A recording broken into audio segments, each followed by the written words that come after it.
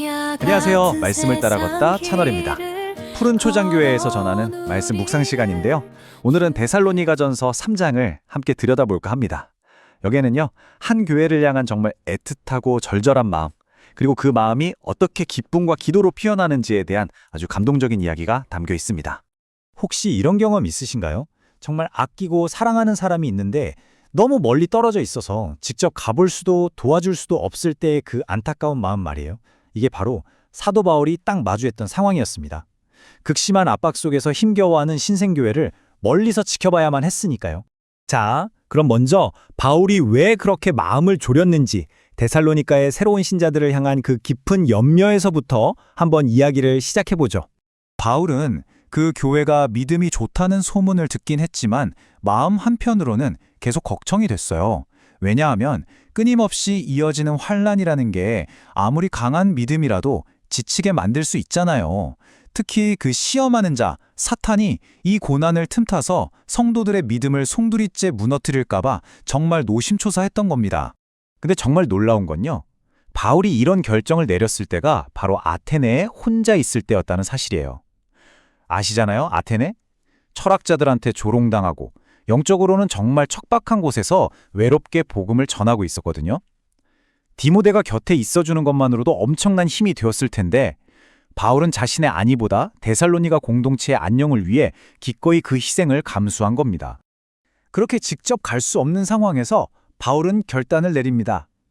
바로 자신이 가장 신뢰하는 동역자이자 영적인 아들 같은 디모데를 보내기로 한 거죠. 디모데는 그냥 잘 있는지 안부만 확인하러 간 게 아니었어요. 그에게는 아주 분명한 세 가지 임무가 있었죠.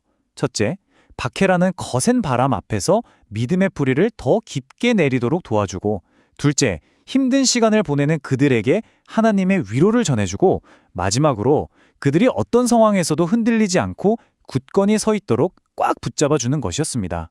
자, 이제 이 이야기의 하이라이트입니다. 디모데가 임무를 마치고 돌아왔을 때 과연 어떤 소식을 가져왔을까요? 이 보고 하나가 바울의 모든 염려를 한순간에 기쁨으로 바꿔놓는 이 장 전체의 전환점이 됩니다.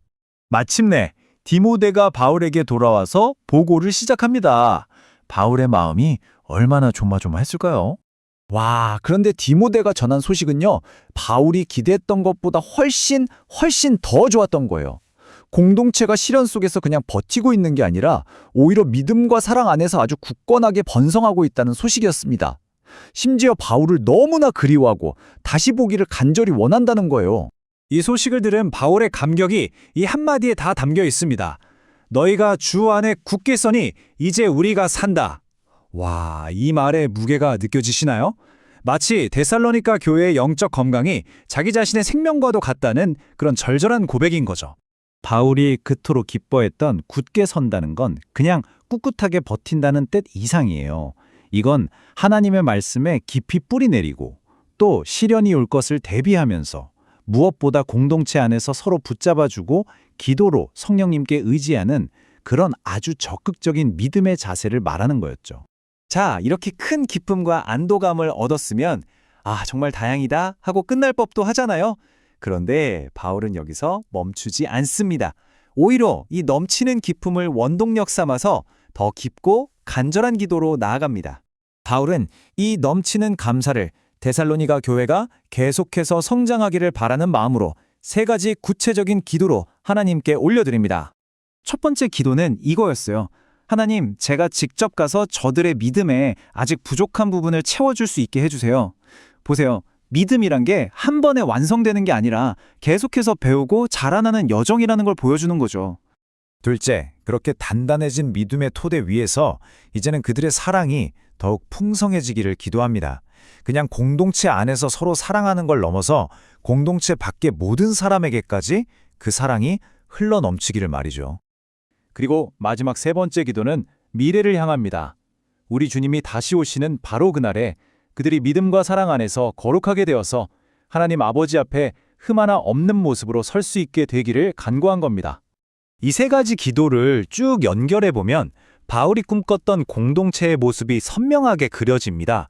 바로 온전한 믿음이라는 기초 위에 넘치는 사랑으로 표현되고 최종적으로는 주님 앞에서 흠없는 거룩함에 이르는 것. 이것이 바로 바울이 그렸던 비전이었어요. 그렇다면 이 오래된 이야기가 오늘을 사는 우리에게는 무엇을 말해주고 있을까요? 첫째, 리더는 마음으로만 기도하는 게 아니라 디모데를 보낸 것처럼 실제적인 도움을 줘야 한다는 것. 둘째, 힘든 시련을 이겨내는 건 나 혼자만의 힘이 아니라 공동체의 지지가 정말로 중요하다는 것.